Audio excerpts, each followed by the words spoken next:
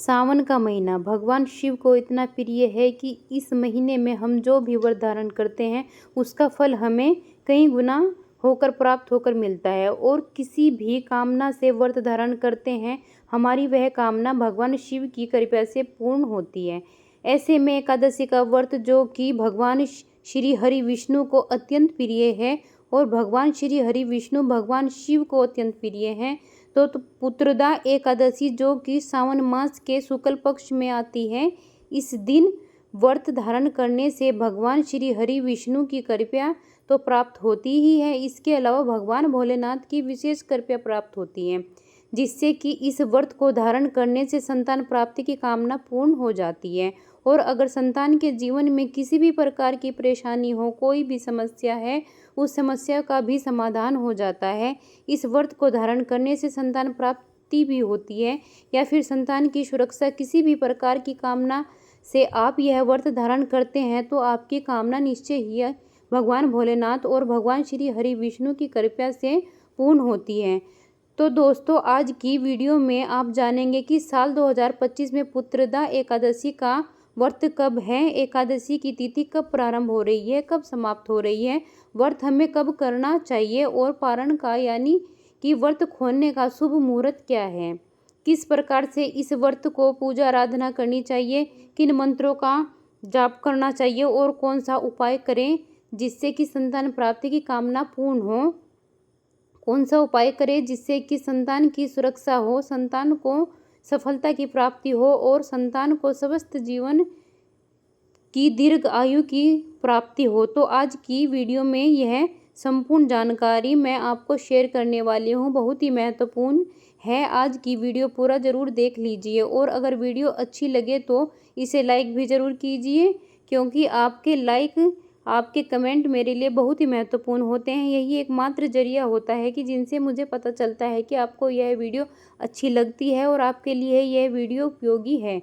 तो अगर वीडियो अच्छी लगे तो लाइक ज़रूर कीजिए, सब्सक्राइब भी कीजिए। बात करते हैं सबसे पहले कि एकादशी तिथि कब प्रारंभ हो रही है और कब समाप्त हो रही है और व्रत हमें कब धारण करना चाहिए। तो देखिए, सावन मास की शुक्ल पक्ष की एकादशी तिथि प्रारंभ हो रही है 4 अगस्त 2025 को सुबह 11:41 पर और एकादशी की तिथि का समापन हो रहा है 5 अगस्त 2025 को दोपहर में 1:12 पर।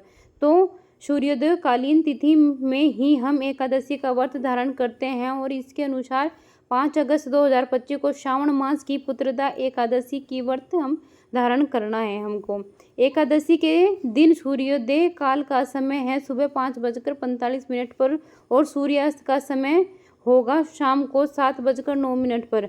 ब्रह्म मुहूर्त का समय है सुबह 4 बजे से 5 बजे तक। ब्रह्म मुहूर्त में स्नान करना चाहिए, चाहे फिर गंगा जल से या फिर कोई भी पवित्र नदी में, आसपास जो भी पवित्र नदी हो उसमें आप स्नान कर सकते हैं। अभिजीत मुहूर्त 12 बजे से 12:54 तक और बाद में रहेगा राहु काल। तो राहु काल के समय में दोपहर 3 बजे से 4:30 बजे तक बात करें तो पारण के शुभ मुहूर्त के बारे में। तो देखिए, द्वादशी तिथि को एकादशी व्रत का पारण किया जाएगा और द्वादशी तिथि प्रारंभ हो रही है 5 अगस्त 2025 को दोपहर में 1:12 पर। द्वादशी तिथि समाप्त हो रही है 6 अगस्त 2025 को दोपहर में 2:08 पर। तो पुत्रदा एकादशी व्रत के पारण का शुभ मुहूर्त आपको प्राप्त होगा 6 अगस्त 2025 को बुधवार के दिन सुबह 5:45 से सुबह 8:26 तक। जैसे ही कोई भक्त है जो कि सोमवार का व्रत धारण करते हैं और मंगलवार को एकादशी है तो उनके प्रश्न आते हैं कि हम पारण किस समय से करें, मतलब सोमवार के से व्रत का पारण किस प्रकार से करें, फिर मंगलवार को एकादशी कैसे करें। देखिए, ऐसे में आप क्या कर सकते हैं, सोमवार की शाम को कोई मीठी चीज़ बनाकर, मतलब मीठा अन्न बनाकर भोजन कर सकते हैं, भगवान को भोग लगाकर प्रसाद स्वरूप में फिर ग्रहण कर सकते हैं। मतलब सोमवार को अगर शाम के समय आप व्रत का पारण कर लेते हैं भगवान की पूजा आराधना करने के बाद, तो फिर मंगलवार को आप एकादशी का व्रत धारण कर सकते हैं। ठीक है,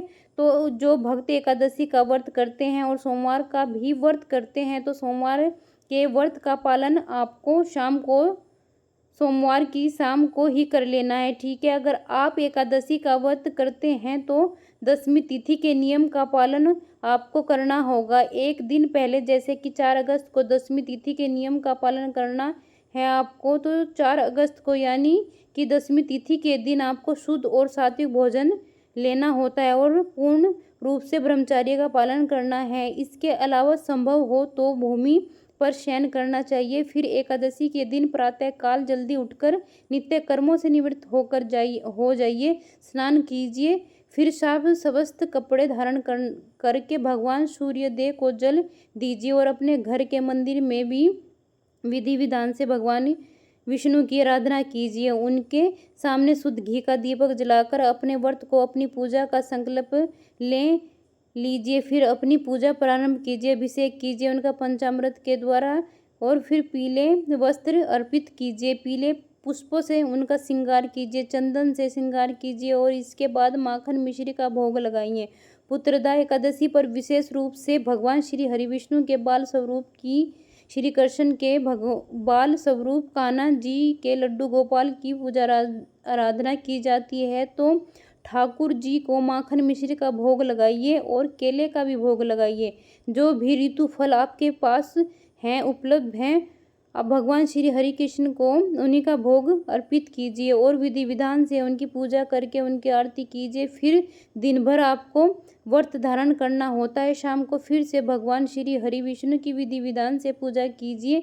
तो शाम को प्रदोष काल से पहले आप शुद्ध हो जाइए, स्नान करके साफ स्वच्छ वस्त्र धारण कर लीजिए। फिर रात्रि में जागरण करना होता है। अखंड दीप प्रज्वलित करके भगवान श्री हरि विष्णु के सामने भजन कीजिए।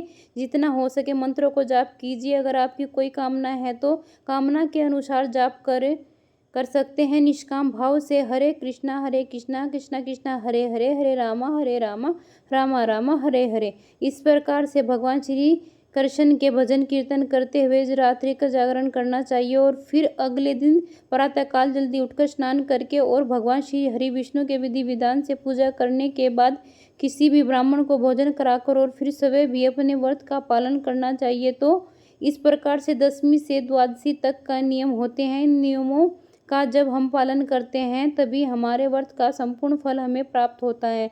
अब बात कर रहे हैं कि आपकी संतान प्राप्ति की कामना हो तो आपको कौन सा उपाय करना है।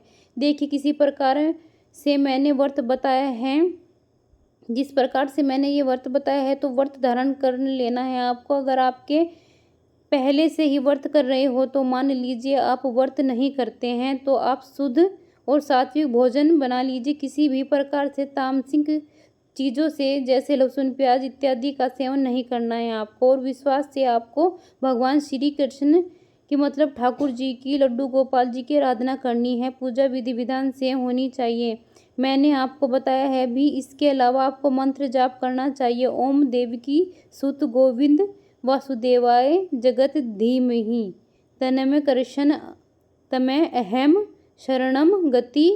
इस मंत्र का जाप करने से संतान प्राप्ति की कामना पूर्ण होती है, ऐसे शास्त्रों में कहा गया है। भगवान श्री हरि विष्णु को पीले पुष्प और पीले फल अर्पित करने से आपको संतान की प्राप्ति की जो भी कामना होती है वो पूर्ण होगी।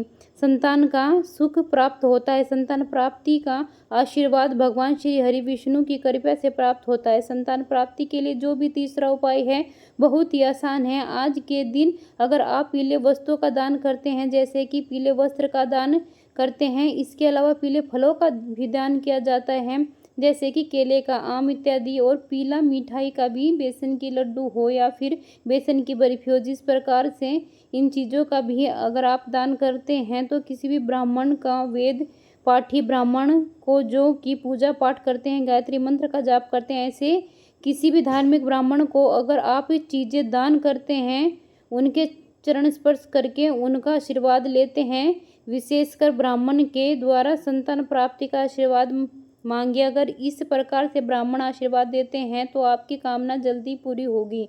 ठीक है, तो फिर पीले वस्त्रों के साथ आपको दक्षिणा स्वरूप कुछ पैसे का भी दान कर देना चाहिए और चरण स्पर्श करके आशीर्वाद लेना है, अत्यंत आवश्यक है। इससे आपकी संतान प्राप्ति की कामना पूर्ण होती है। अच्छा, मान लीजिए कि आपके पास संतान है और आप संतान की तरक्की के लिए उपाय करना चाहते हैं, उसके जीवन में किसी भी प्रकार की विघ्न बाधा न आए, इसके लिए कोई भी उपाय करना चाहते हैं तो क्या करें? देखिए, भगवान श्री हरि विष्णु की विधि विधान से पूजा कीजिए, मंत्रों का जाप कीजिए। ओम नमो भगवते वासुदेवाय, इस मंत्र को आपको 108 बार कम से कम जाप कीजिए। इस मंत्र का संयुक्त रूप से श्री हरि विष्णु और माता लक्ष्मी की आराधना करके उनके सामने मखाने की खीर का भोग लगाइए और अगर आपके पास थोड़ी केसर हो तो खीर में केसर अवश्य डाल लीजिए और तुलसी पत्र डालकर आपको यह खीर भगवान श्री हरि विष्णु माता लक्ष्मी को अर्पित करनी है। फिर उसमें प्रार्थना करनी है कि आपके परिवार में जो भी परेशानियां हैं,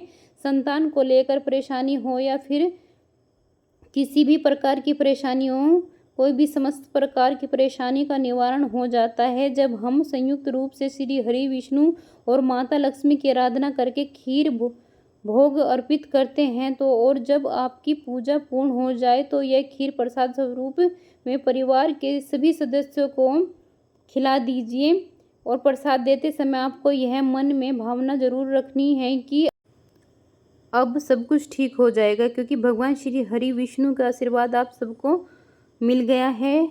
तो फिर ठीक है, तो अपने मन से अच्छी भावना करते हुए जो भी हम कार्य करते हैं उसका फल हमें अच्छा ही प्राप्त होता है। भोग में भी अर्पित हुई जो तुलसी होती है संतान को दे दीजिए और आपके संतान की जो भी स्वास्थ्य संबंधी परेशानी हो या फिर शिक्षा से संबंधित या करियर से संबंधित भी कोई भी बाधा या परेशानी हो, उससे मुक्ति आपको मिल जाएगी। परेशानियों से संतान प्राप्ति की उन्नति भी होती है और आपकी सम्मान भी संतान करेगी और इससे सद्बुद्धि भी प्राप्ति होती है। तो यह कार्य सभी को करना है अपने परिवार की सुरक्षा के लिए और हमें भगवान श्री कृष्ण की कृपा प्राप्त हो जाती है। इसके लिए उम्मीद करती हूँ कि यह वीडियो आपको अच्छी लगे, उपयोगी हो। तो अगर वीडियो अच्छी लगे तो लाइक करना, शेयर करना, सब्सक्राइब करना और अपने फैमिली फ्रेंड्स को ये वीडियो ज़रूर शेयर करना, चैनल को सब्सक्राइब करना। धन्यवाद। जय श्री हरि विष्णु। हरे राम राम राम हरे हरे, हरे कृष्णा कृष्णा हरे हरे।